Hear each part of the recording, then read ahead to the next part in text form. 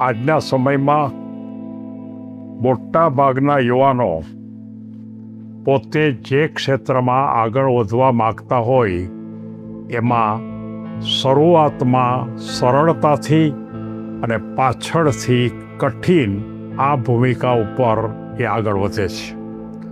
જ્યારે કેટલાક મોટા ભાગના એવા છે કે તમે કોઈ પણ જો શરૂઆતમાં સરળ રસ્તો પસંદ કરશો તો જીવનમાં આગળ ઉપર કઠિન રસ્તો આવશે.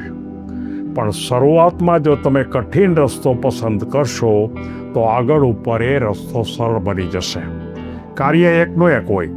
અને આ વાતને સમજાવવા માટે મારે એક યુવાનોને માર્ગદર્શન આપતી એક વાર્તા લેવી છે. આજની વાર્તા કોઈ પણ સફળતા માટે શરૂઆતમાં કઠિન રસ્તો પસંદ કરો.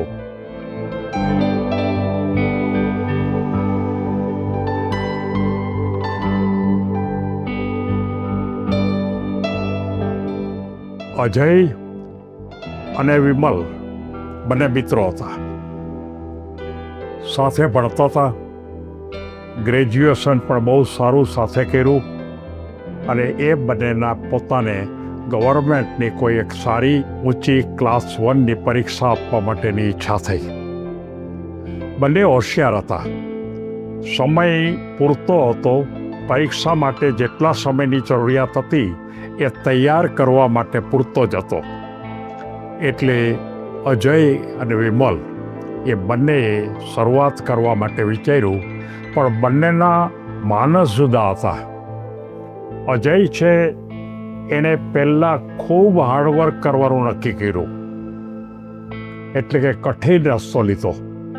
અને વિમલ છે એણે શરૂઆતમાં એકદમ સરળ રસ્તો લીધો, એટલે કે હસી મજાક, આનંદ, મજા, વચમાં થોડી વાર વાંચી પણ લેવું, તૈયારી પણ કરવી, અને આ રીતે બંનેએ પોતાના કામની શરૂઆત કરી.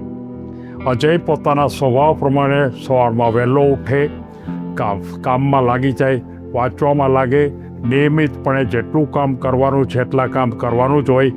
એણે પોતે નક્કી જ કર્યું છે કે રોજના 8થી 10 કલાક મહેનત કરવી જ, અને એ મહેનત કરવા માટે પરીક્ષાની જરૂરિયાતની અનુસંધાનમાં પ્લાનિંગ કરી અને એણે પોતે કાર્યની શરૂઆત બહુ સારી રીતે કરી.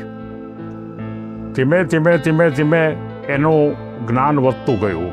જ્યારે વિમલ હતો એણે શરૂઆતમાં પોતે આનંદ મજા કરી, અને એ આનંદ મજાને કારણે એને પોતાને ગમતું, મજા આવતી એમાં. મિત્રો એને ગપ્પા મારે, પિક્ચર જોવા જાય. એને એમ થાય કે હજી તો વાર છે પરીક્ષા આવશે ત્યારે થોડીક વધારે મહેનત કરી લેશું. અને એમ કરતાં લગભગ પરીક્ષા માત્ર એકાદ મહિનો બાકી રહ્યો ત્યારે અજયે તો પૂરેપૂરી તૈયારી કરી લીધેલી. એટલે પછીના મહિનામાં એને માત્ર ને માત્ર રિવિઝન પૂરતું વર્ક જ કરવાનું હતું. જ્યારે વિમલ છે એને પૂરેપૂરી તૈયારી કરી નહોતી, અધૂરું હતું, અને એને એમ હતું હું છેલ્લે કરી લઈશ. અને છેલ્લે 1 મહિનામાં એણે મહેનતય કરી, ખૂબ મહેનત કરી, પણ એને રિવિઝન કરવા માટેનો સમય ન મળ્યો. બંનેએ પરીક્ષા આપી. પરીક્ષાની અંદર અજય બહુ સારા માર્કથી એ ઉત્તીર્ણ થયો, અને વિમલ છે એ માંડ પાસ થયો. અને એ એવો પાસ થયો કે એને કોમ્પિટિશનમાં એને પોતાને સ્પર્ધામાં વારો આવે એમ નહોતો. અજયને બહુ સારી નોકરી મળી ગઈ ક્લાસ 1 ઓફિસર તરીકે. અને જ્યારે વિમલ છે એ વિમલને નોકરી ન મળી, કારણ કે એને પોતે એટલા સ્પર્ધાત્મક માર્ક આવ્યા નહોતા. વિમલ હિંમત હારી ગયો. એ અજયની પાસે જાય છે કે ભાઈ તે આ શું કર્યું? ત્યારે એણે એમ કીધું કે મેં પહેલાં અઘરો રસ્તો પસંદ કર્યો હતો, કઠિન રસ્તો પસંદ કર્યો હતો.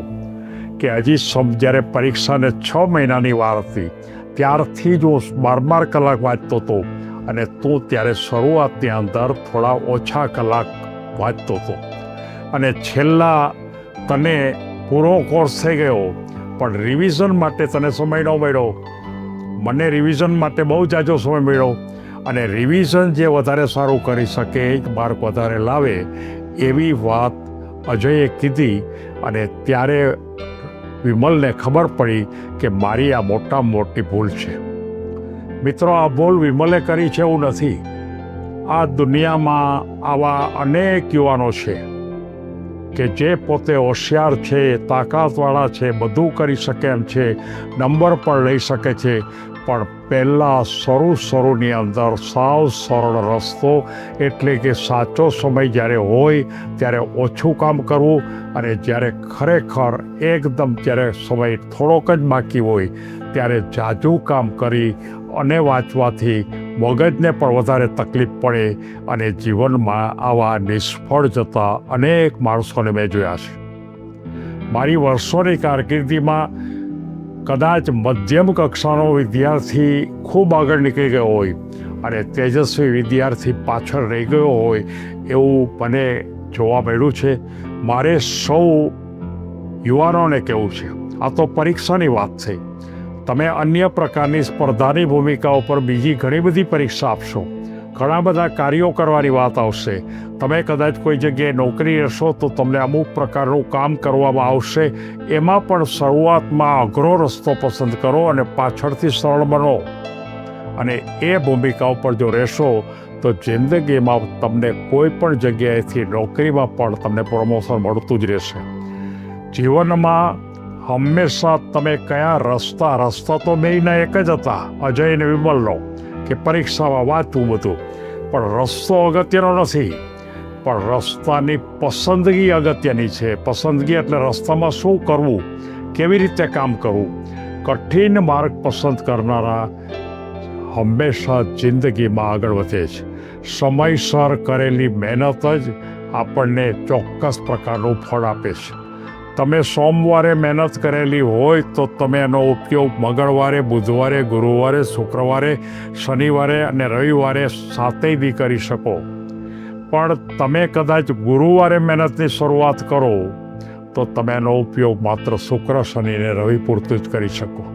એટલે કે સમયસર શરૂઆતમાં કઠિન કામ શરૂ કરવું, આ જીવનનો એક અગત્યનું સૂત્ર બતાવવા માટે મેં આ ખાસ વાર્તા લીધેલી અને સૌ યુવાનોને કીધું કે સમયસરમાં ક્યારેક ઓછી મહેનત તમે કરો તો પણ જીવનમાં આગળ વધી જાઓ, પણ છેલ્લે કદાચ તમે બહુ જાજી મહેનત કરો તો પણ પાછળ રહી જાઓ.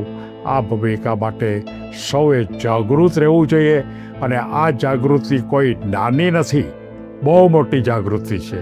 એક નાની ભૂલ જીવનના સ્વપ્નાઓને રોડી નાખે, અને એક મોટી જાગૃતિ એ જીવનના સ્વપ્નને સાકાર કરે. સૌ કોઈ પોતાના જીવનના સ્વપ્નને આ પદ્ધતિથી સાકાર કરો એવી લાગણી સાથે સૌને ધન્યવાદ.